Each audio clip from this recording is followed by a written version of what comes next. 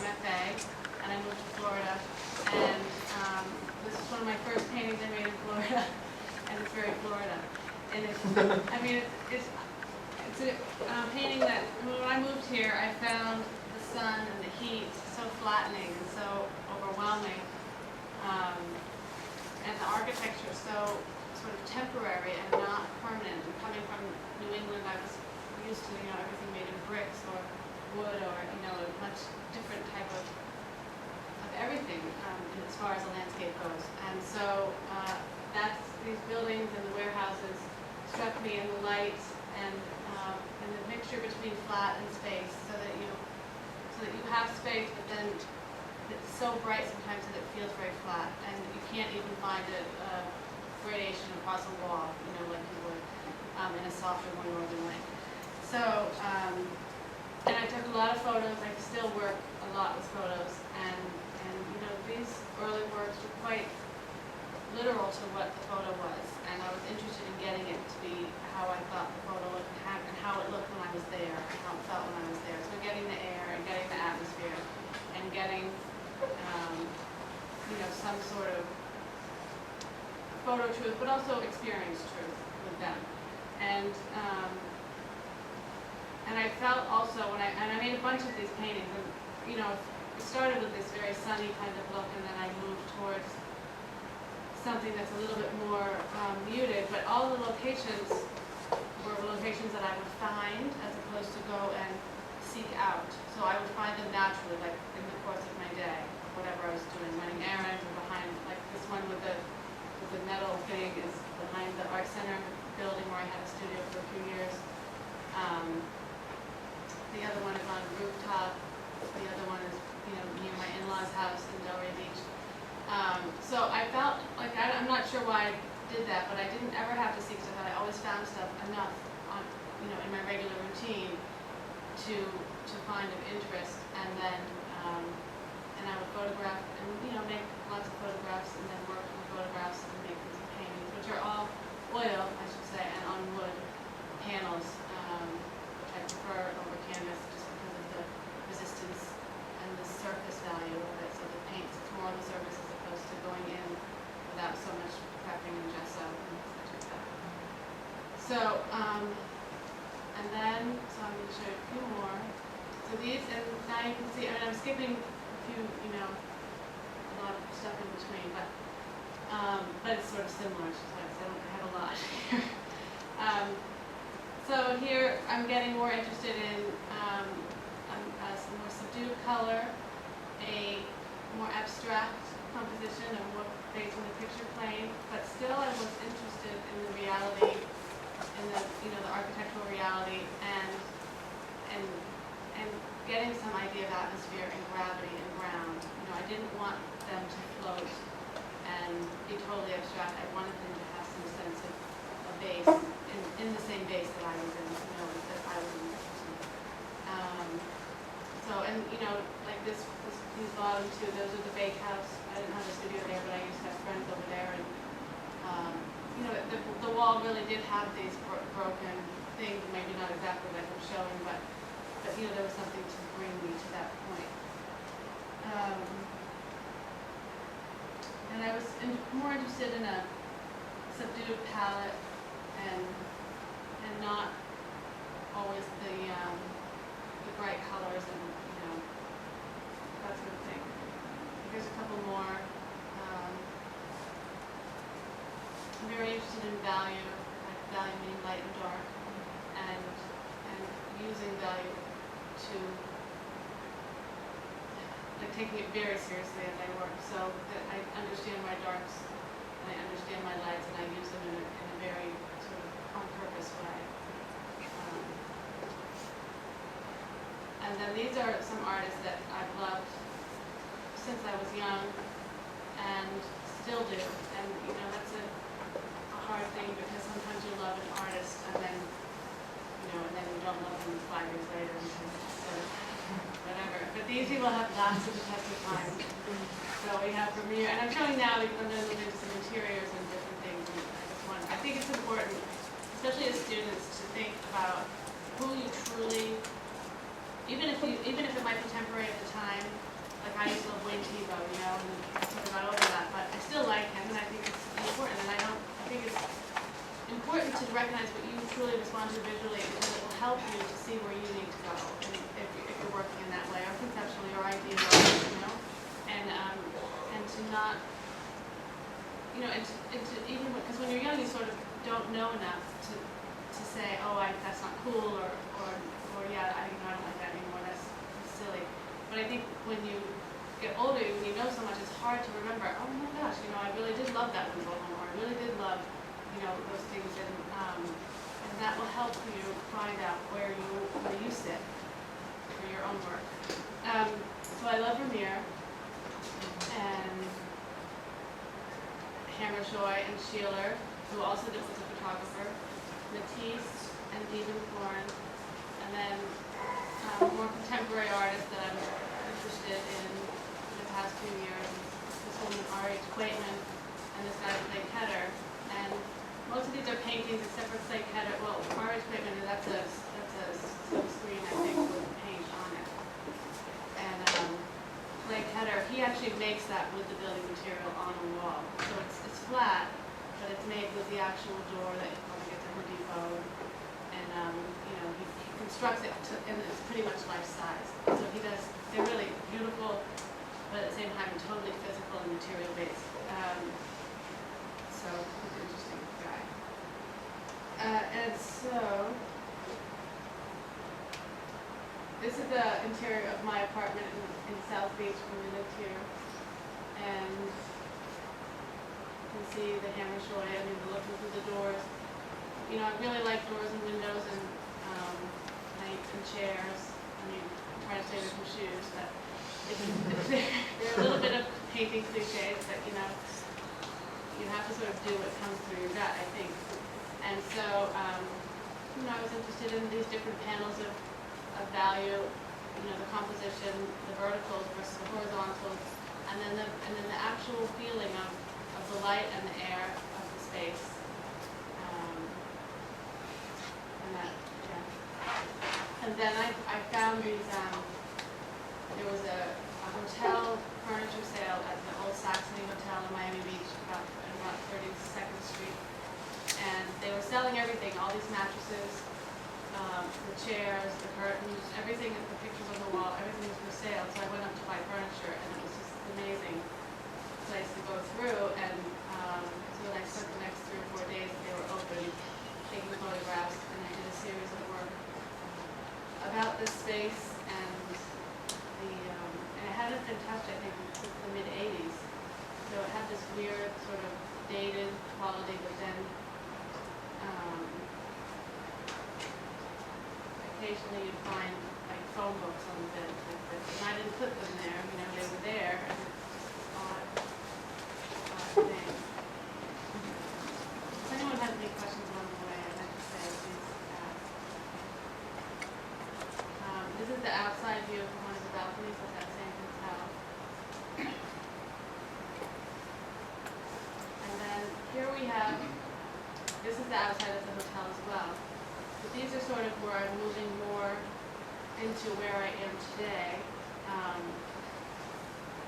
And I recognize this, especially the painting on the left, with the windows that sort of don't make sense what's inside them.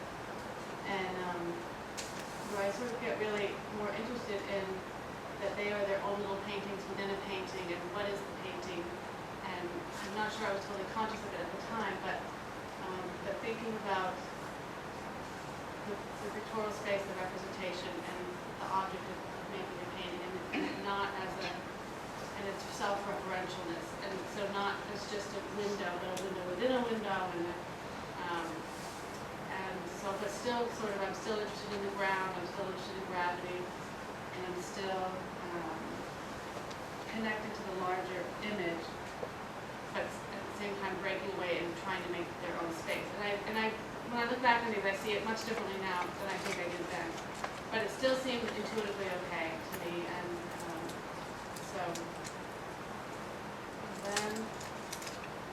so then I stopped. I didn't really stop making paintings from outside sources. meaning like photography of buildings ever really. But then I stopped. Then I started using collage to make a setup to then make a painting. So I would cut paper of my own photographs, or like this one has some tinfoil in it, or like that's the Saxony you can see on the one sort of on the right hand side with those windows. Those are the windows from the last painting. And then I had a glass table in my studio, and so then I would have some reflection, so you can see the reflection. So I would set up this thing on the wall like this, and then have this sort of reflection, and then take my camera and put it right here, so it would make its own little landscape, kind of, and its own little situation where there was gravity, and there was air, and there was natural light, and there was a system that was very much related to the other system, but the actual thing looked totally different. You know, it wasn't as representational. It was a little bit more, you know, about itself and about the material and about and less specific about its place in the time. And that's more about the studio. So in the studio at this point, I mean, in the beginning, studio practice is something that I really treasure now. But in the beginning of when you first get a studio, or in grad school, or even undergrad, it's really hard to work, you know, like to sit down and do your work, and there's no rhythm. I mean, I found for me, there was no rhythm to it, and there was no, like, this wasn't a regularity, and there was no habit. And so when I got a studio in the Art Center, I became very habitual, because I didn't have another job for a while, and I didn't have much else to do, so I would do it. And I was new here, I didn't know that many people, so I would really spend a lot of time in the studio. So, but all my sources came from the outside, and I think the more time I spent in the studio, the more habit it became, and the more I found even within my own little space, which allowed me to sort of find a system like this to make paintings that related also to the system of the architecture that's outside. So, and now I work very much like a lot of insular studio, except for going to bands. So this is a photograph on the left and a painting on the right that was made from that photograph. Or something similar. I mean, I'm looking now and I see that things moved over a little bit. What's the rough sizes of these paintings? They're usually under 50 by 50 inches. Like this one in particular, I think is 12 by 12. So it's pretty small. And that's a Hammershoy postcard in the photograph that's sort of mimicked the painting. This is another one. That's the photograph on the left and the painting on the right. This one's about 22 by 28 or something like that, around that. And these are two paintings. These I think were a little larger, like 40 by 40. It's about the same. So, and in the process of painting them, a lot of them changed from the photograph. Because I would realize, you know, it's not a one-to-one necessarily, so you have to make these changes, and I would say, oh, this is too cold or too warm over here, or this needs to be lighter, different things. And I don't know that I come up with a perfect solution for when to stop, but you just, you stop at some point, and that's where you are. This one.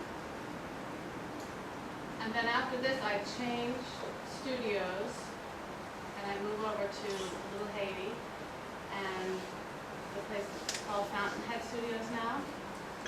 And there was only one other artist in this gigantic 5,000 square foot space at the beginning. And so you can see in the one how deep back it goes. So I made a bunch of paintings about this space, and kind of like the work from before, from the Saxony hotel paintings with mattresses.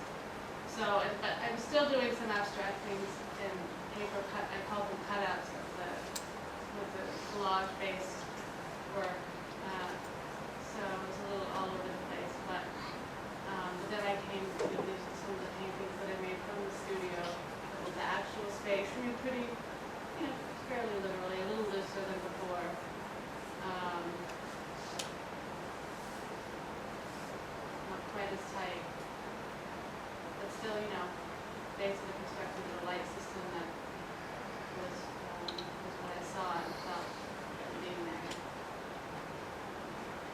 I think that being in this new studio, and I spent a lot of time there and every day in a very regular way, I don't know, I mean, I just think that it allows me to find everything I need almost to make art right in front of me. Like even being in your studio yesterday, I was like, oh, well, there's a great view right there. Look at that. Did you see that? And I just think it's, and I don't know if that's because of years of studio practice, but I do feel like I can find a lot of stuff, and maybe my art becomes too insular, too self, like recycled.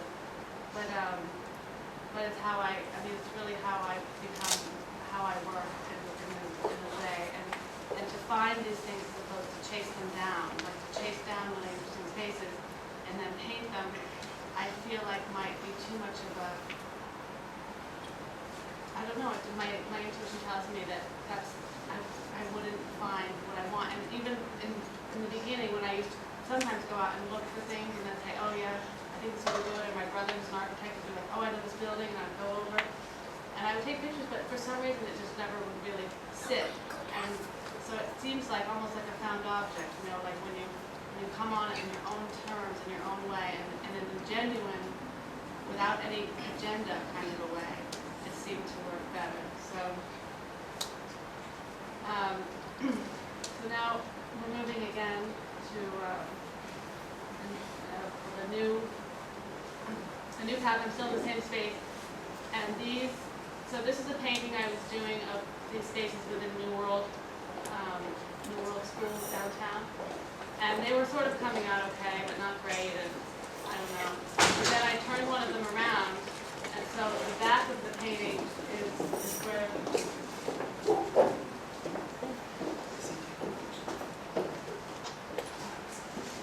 so you can see that the painting with the chair, and that's sort of the floor, and you know, the window in the back. And then when you turn the painting around, you actually, like the structure on wood, the shelf things are actually the supports that hold the painting together. You know, so that's the back. So that's just the painting reversed and painted white.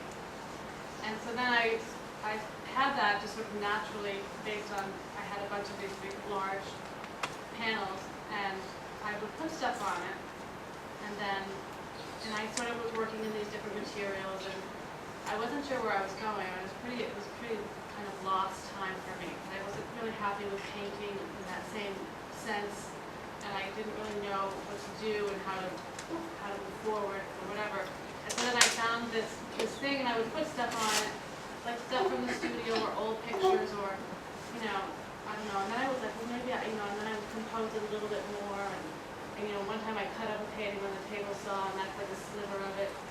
You know, that tall thing that's sort of but it was a painting that had drywall, so it even had its own little relief.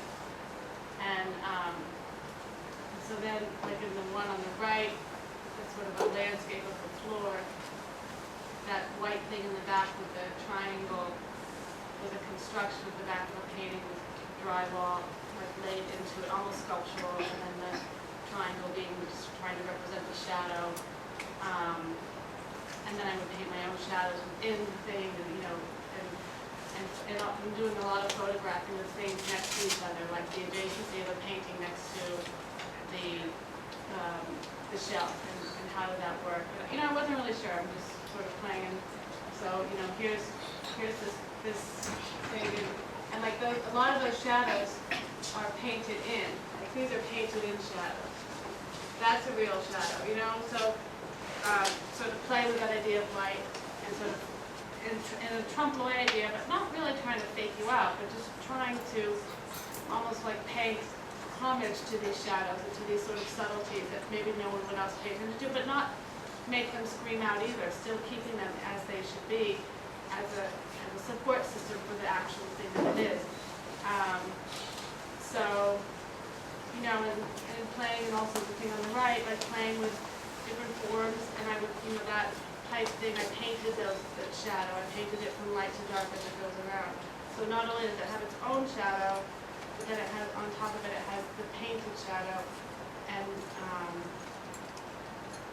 you know, I'm not sure what that was doing, but it was, you know, it was trying to get somewhere new, and then placing it with a painting and, you know, and an object, and then like the object underneath, the piece of drywall underneath this pipe, that white stripe is supposed to deny the shadow and to take it away. Because it's white, hopefully it will come about, you know, apart from the shadow that the thing is actually casting.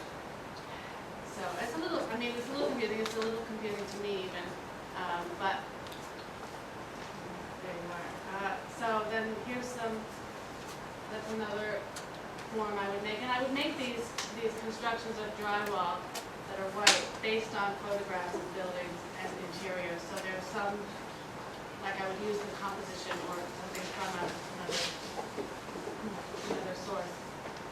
And then so in the bottom ones, I'm mixing the painting with the construction, the front and the back, you know, and what is the front and what is the back. It doesn't really matter, and trying to find beauty in all of these things, you know, in every part. And so here's some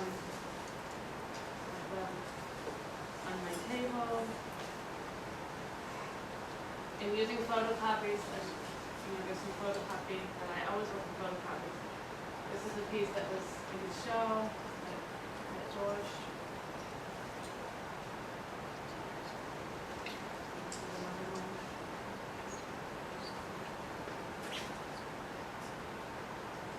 And then this slide is to show, this is one of my first shelf pieces, the one on the left. And these are about 40 by 90 inches. And then the one on the right is sort of how they began to develop, much more busy and with more forms. And, you know, the language is all about painting. It's a painting in a literal sense. Painting is paint, but painting also is show, painting is design, painting is, you know, thinking about it as in all these different ways. These are three more.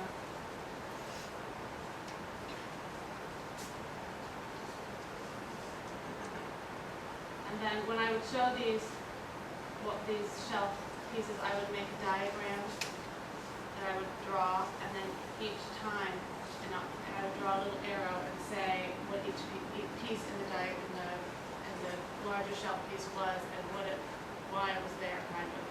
And I mean, you could take a photograph and then you know where everything goes, but I thought that, you know, a lot of the stuff like looks like a piece of old drywall and who cares. But maybe that drywall for me had a thing, and so how does a found object become important, and how can it become important to you? And so it's a little, I mean, hopefully you look at the piece itself and you find some sense of what I'm finding. But, you know, if you were to have in your house or move to another place, then this would help you not only set it up, but it would also describe what these things are, each one, even if it does look like something, you know, from a dumpster or, you know, just a found object. And some of them are more serious, like this one on the painting on glass is a sort of a knockoff of Vermeer that I did quickly one afternoon. So that might be more important to somebody than the triangle piece of drywall or the leaf of a painting.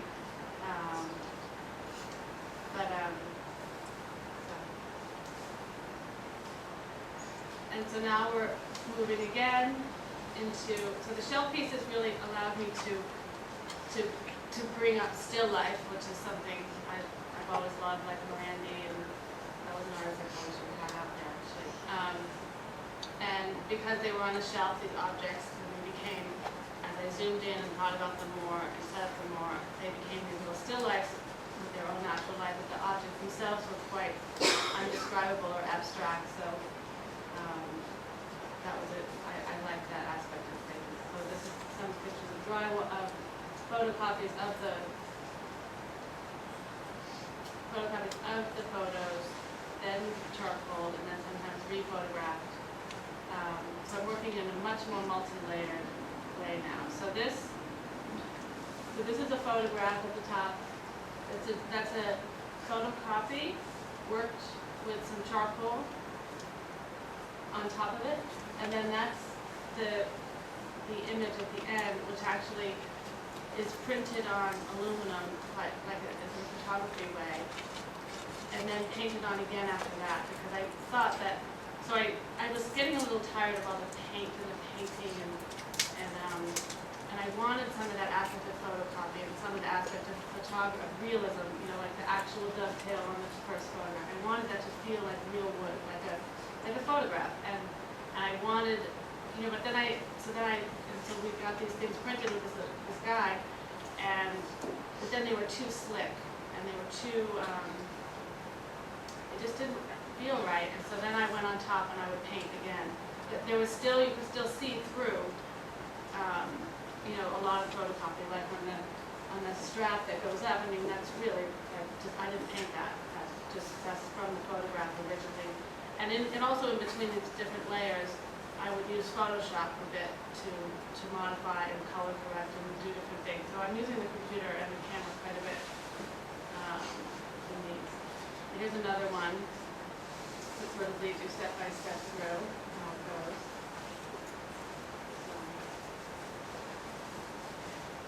And then the piece that, you know, the end piece, or I guess the thing that in the end is the one on the bottom right. And you know, I don't know, I sort of like the photocopy better, but so these are some just examples of photos that I would take of work, of other photos of paintings together and physical objects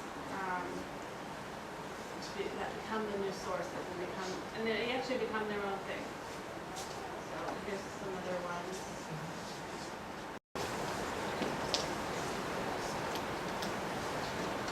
And then these are the aluminum pieces, and after I had them, there was a question of how to display them, because they're very thin and small, and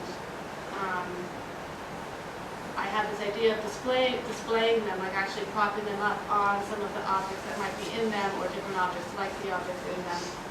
And so I struggled with this idea a little, and decided not to do every object, every painting supported by a piece of found object material in the end, but I did use some that I felt really worked for me. And so this, in the final thing, some of them were suspended by just simple nails leaning against the wall, and some were suspended by, you know, an object, more of a sculptural object. And now I'm working again, I'm still doing the boxes, but I'm back into painting, and I'm doing painting on linen, and unstretched linen that just sort of is pinned to the wall. At first it's pinned with staples, so I can gesso, but leaving a border that alludes to a window, and painting something somewhat representational, something like not so far from where I was probably back in 2004 and 5. And pairing those paintings with shelf pieces to sort of show the different parts of how the thinking works and how I work, and how sort of the setting up and the design of things, and that it's sort of the democracy of material and the democracy of beauty, you know, like that it can be found in a grate on a window. It also can be found in a painting that was made before, which becomes maybe the same as a found object, and it can also be found in a piece of wood from my husband's garage, you know. So the things are somewhat personal, even the found objects, and even if they're personal to start with, but then they become more so as I give importance to them, you know, in a gallery setting or in a setting next to like a oil painting on linen, which is an expensive material, and trying to figure that out, that relationship. So, you know, this is a picture of a window, and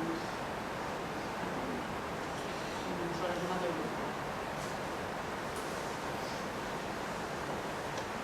That's painted on the linen?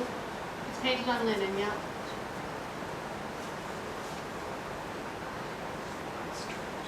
And so now I've moved studios again, and I'm making these setups, these sculptural setups on the wall, and painting from them. and also doing a lot with the light that comes through the studio every day, where I have a garden cam take a picture every few minutes, and then you get these kind of really, like that one is really cool, like that happened when I wasn't there, but beautiful thing that's going on. I'm not sure what to do with these things yet, but this is what's happening. So in these, the middle thing is a setup that I make, pretty quickly, and it's not super conscious or even too much. And then I work from that setup on these two paintings and try to get it maybe for a week or whatever, or 5 days or 3 days, depending on how much I work, and then take it down and paint again with the new setup. So that and paint over what I painted before, so that it becomes this kind of, the painting becomes like this recurring setup, which is kind of, and painted from life, like a Cezanne idea, and painted from that view, but then also sometimes from another view. And so it's not trying to get it realistic, but it's using that gesture that happens with the sculpture to form the painting and have it, switch, and then paint over itself, so the history of the last time is still there to some extent. This is my last slide. And so these are some images I'm working with now. They have a show next month at Emerson Dorsch, and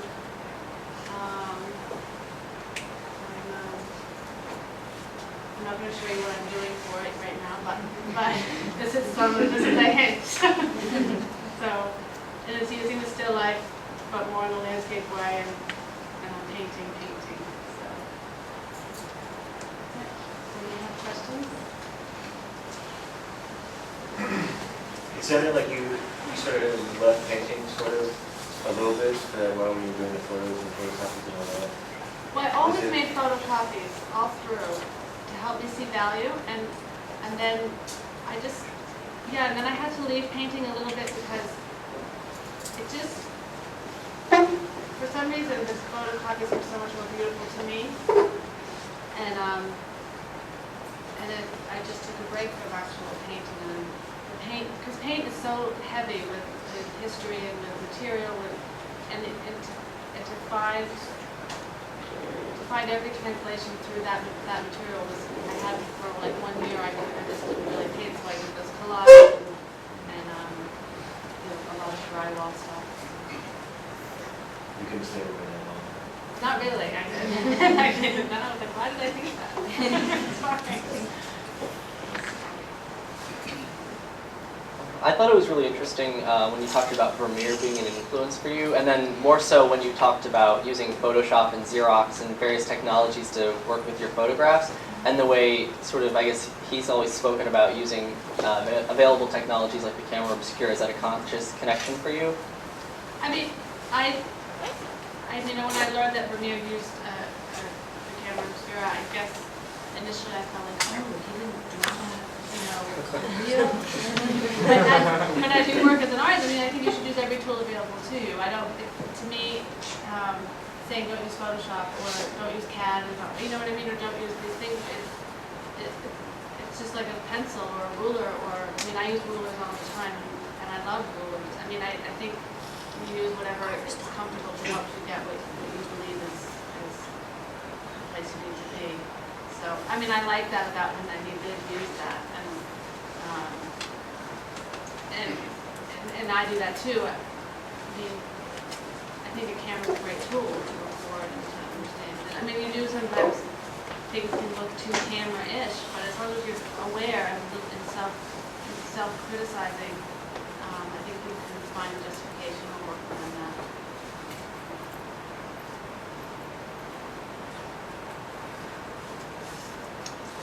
Do you ever get bored? Yeah, I do. But I do get bored, and I think that's why I sort of had to stop painting for a while. It was that solution was kind of boring. I think, but I also, I'm a person that can make a lot of stuff, and it's not necessarily all good at all. And so it's just, I work through a problem by working. It doesn't help me to stay away. I might stay away because I can't figure out what to do.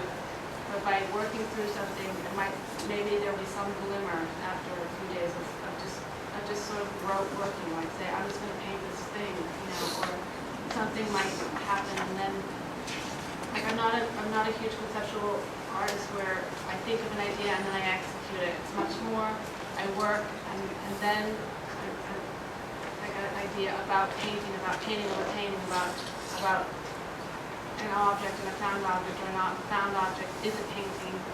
Comes, I think, through time and process for me. It's not something I can figure out ahead of time. So.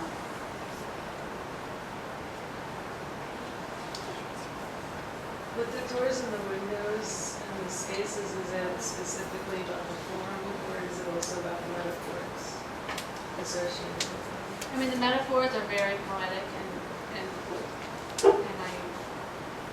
I guess I don't think about it as much more as the metaphors. For me, the form is what struck me first. But as you know, I do see that obviously the metaphors are there, and I can't deny them. And now, I mean, now that I can, like, you know, now that I'm a little bit more self-aware about that problem or process of using those kinds of things, I'm trying to use them to use them more as opposed to just reflect them, you know, as opposed to show them.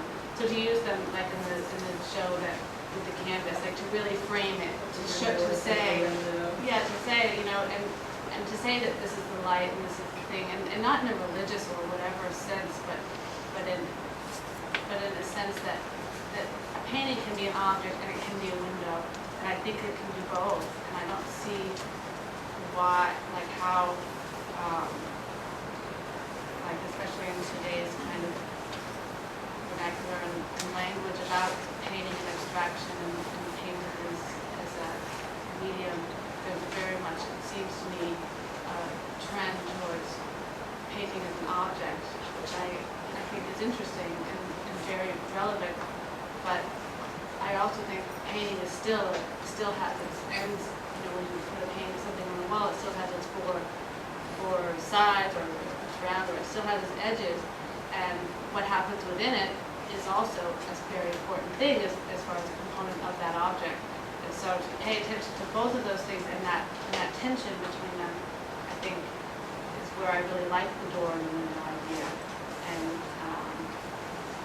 you know, maybe Vermeer and Hammershire I think they were maybe thinking about that as well, you know, that it's not in today's sort of language, but. So do you have that sort of formal attraction to painting or to art making, object making before you got to play? Do you think? I mean, I think so, because I didn't show some earlier stuff, but a lot of it is interiors, it's pretty abstract, and a lot more paint on them, and not as tight. But I always loved the modernist painting, and I do love abstraction, I love design, and so, and architecture, so I think that's in there, and the architecture of Miami really allows for a realistic sense of that design, and then moving forward, it's now becoming more abstract, some sort of, and then it's very studio, you know, the subject is really studio, you know. Does your perspective of the spaces change after you paint them?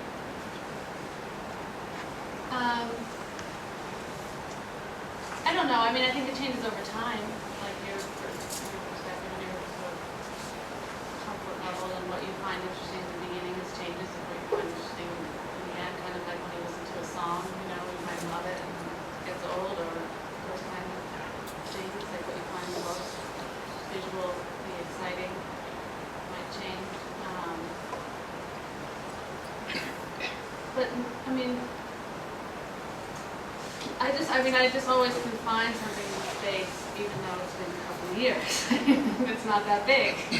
So it's just, I feel like, and maybe it's not in the space, maybe it's in the parking lot, or maybe it's, but it's always somewhere that I am. I guess I can find. And where's the current studio now? It's also in Little Haiti, and it's on 71st in North Miami.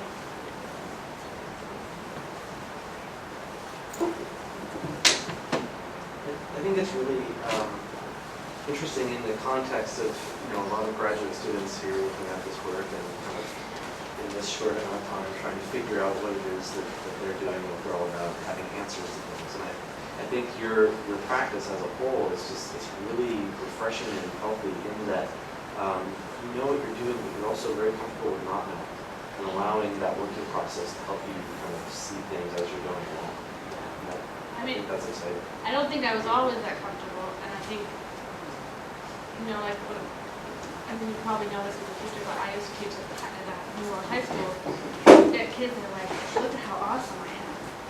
And look, did you see what I made? And maybe it is kind of good, but you're like, really, kid? Like, how do you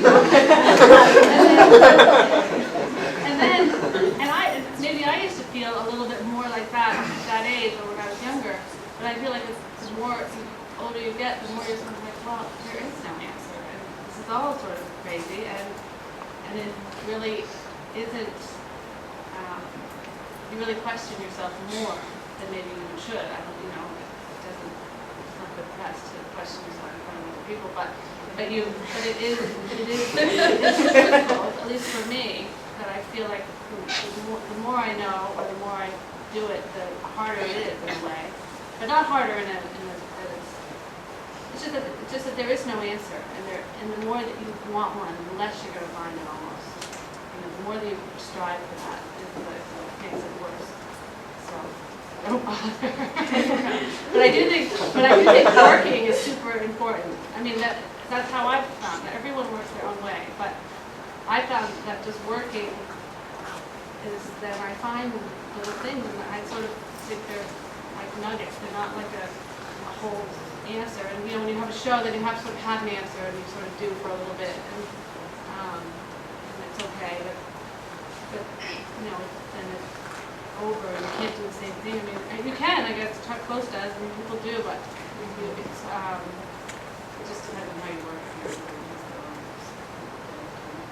But I do think working, just trying stuff and not being afraid, and just is the way to change and grow and just know yourself.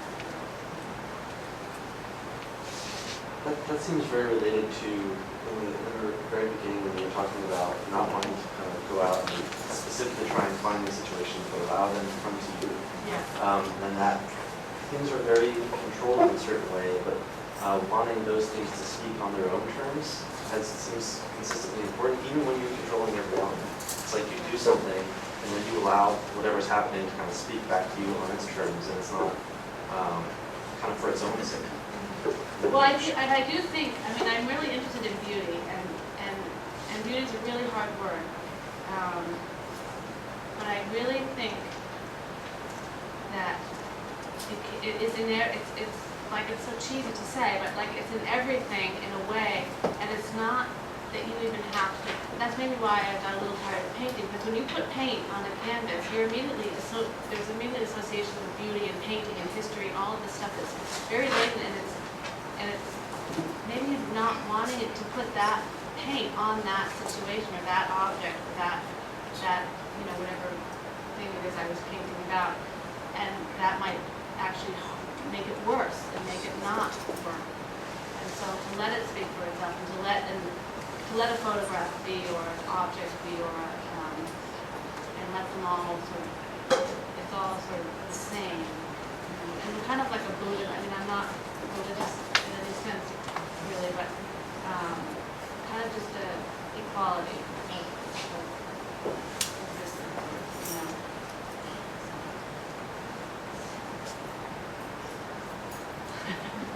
Anybody else?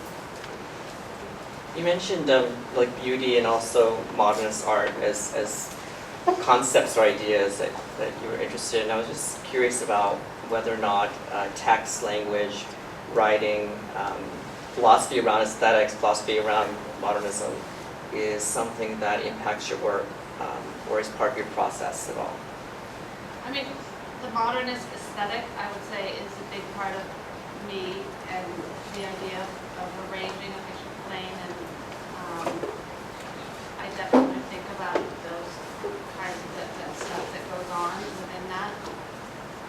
I guess text and, you mean like text in work, right? Sort of like, there was, a lot of writing in the 50s and 60s about painting and like Oh, you mean, Michael Fried. oh, and- like the criticism and the. Criticism yeah, of yeah, art like history, Conant yeah. Greenberg and stuff like Yeah. that. I mean,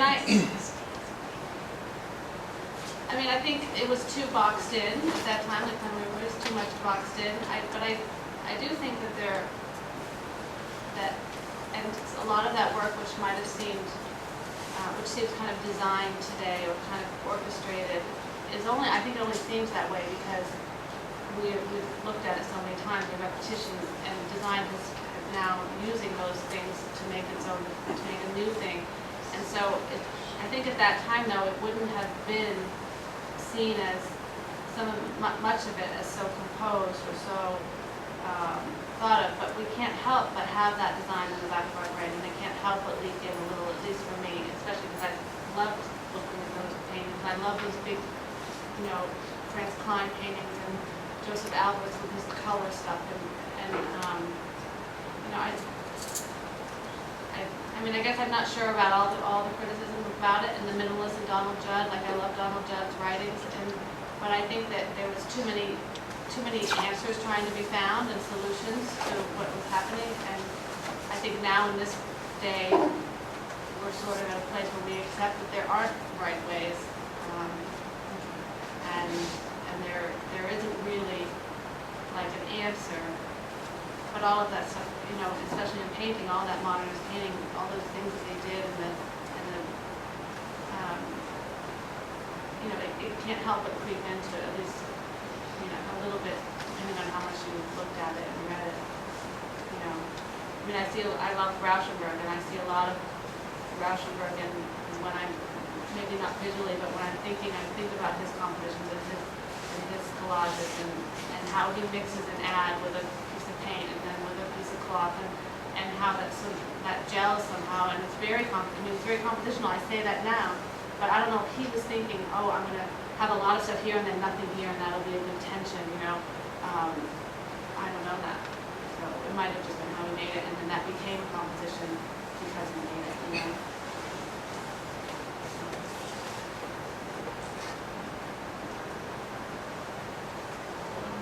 What were some of the things that you remember as an undergrad struggling with that you kind of are completely beside now, or that are just so far in the mirror that you kind of feel that you've lost away from a certain trend in your thinking? Or do you ever look back at maybe your undergrad work and sort of go like, okay, this is still my work, but this is totally gone? So what would be like some of the things that are just completely discarded? I mean, I did some sewing projects that maybe have some sort of formal aspect that that would be similar now, but conceptually they were sort of based on quilting, and I'm from New Hampshire originally, and my mom was a huge crafty person, so I just feel they were very mature now. But I also did a lot of figurative painting and drawing, and with figures and bodies and with nudes and stuff. And I'm interested in people, I guess, but not for me to paint that or even photograph them really. So that doesn't. But I do have some paintings of buildings or chairs or furniture that I do still have, street stuff. New York, but Miami did bring a new, coming as an outsider, bring a whole new environment that really, like when I go up north, it's harder for me to find, I don't see as much, maybe it's because I'm not spending any time there as like I am here, but I just, visually of the architecture, it's just so pretty already or something, like it already has this really big history that there's not much I can bring to it, or taking it into the studio, I guess. I'm not sure. I haven't tried that much because I don't think it's mostly here, but yeah, I think when you're an undergrad or a grad student, it's okay to not know and to not think. I think the only way that you do it is trusting yourself, trusting that you make work and doing the work, like you really do work. And then it will start after a time if you work, I think, and that's and there will become, you might feel like you're all over the place, but you will sort of find your way. And sometimes that's what people are, like my studio mate, she does video, she does all this stuff all over. I mean, they're like part of, I think her thing is kind of this chaos and this constant, very obvious struggle that she's doing, and I think that's really her thing. And it's hard to see that. My work is more clear that in a sense, aesthetic sense for sure. But I think if you work enough and have enough time, just trust that it will happen and you will build that body of work or it's so hard to move on with work. I think we're going to end the Q&A here, but if you want to continue the conversation over a glass of wine, that'll be fine. So thank you, Jennifer.